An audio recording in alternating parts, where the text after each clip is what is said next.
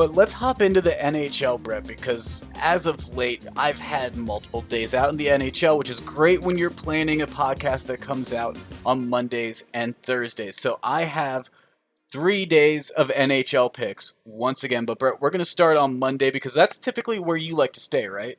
I do typically like to stay on Monday, Higgins.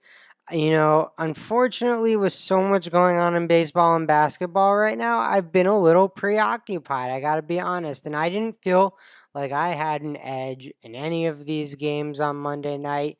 Where I do think I have an edge, Higgins, is I'm going to auto fade the Canucks in their first game back. They're expected to return to the ice this week. Their head coach said on Sunday that they're going to be short 8 to 9 of their regular players, quote unquote. And Higgins, they've been on a 3 week hiatus due to COVID-19 in that team. So I would highly, highly suggest we all just fade the Canucks as soon as those lines come out because it's only going to get bet into the other way. That makes a lot of sense. I'm following the numbers also with my pick on Monday night, Brett. We have the Sharks visiting Vegas playing the Golden Knights. And if you look at the numbers on the season, the Sharks on the road against the spread, they are fantastic at 15-9. So when I'm getting them at plus 1.5 at only minus 125 juice, I have to take that, especially when you consider the Golden Knights. They don't protect well at home against the book. It's weird. You'd think Vegas would be good at that, but they're not. They're 9-13. So I'm taking the team that comes into Vegas and typically when they're on the road does rather well against a team that can't really defend in Vegas. Seems like simple as logic, right? Yeah, I think in the NHL, it seems that the Vegas hangover usually affects the teams the game after Vegas. They seem to play up to Vegas. Maybe it's because Vegas has been so good in their short time in the league, but that's where I think you get the Vegas hangover, Higgins. A lot of people think you fly in, you go right out, but it seems like maybe there's some partying after the game as opposed to the night before. Yeah, and Vegas has won all five of their matchups so far, but the last two games were in Vegas and they were 1 goal victories. Just taking that into note. Let's take a look at my Tuesday pick, though, Brett, because we have New Jersey visiting the Pittsburgh Penguins. And the Devils, when they are at home, have been abysmal, but on the road, they're actually decent. And at plus 1.5 at minus 125, again, I have to take them because simply when you just look at the numbers, the Devils on the road, they're 14-6.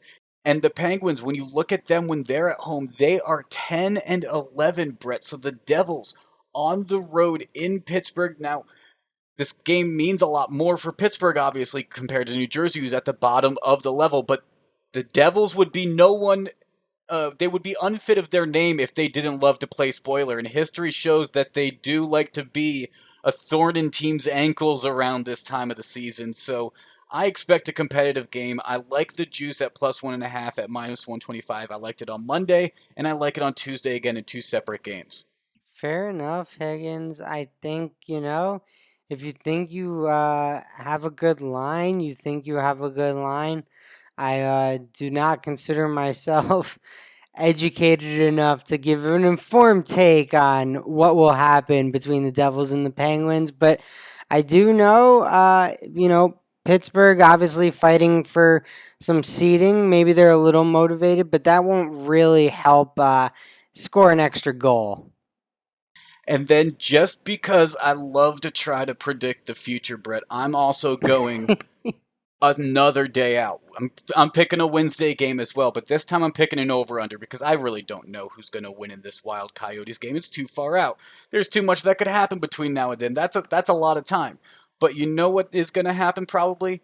This over is going to hit. While it's sitting at 5.5 at plus 100, we've talked about how we like those odds, especially when it's at plus odds with a 5.5, because you rarely see it at a 5.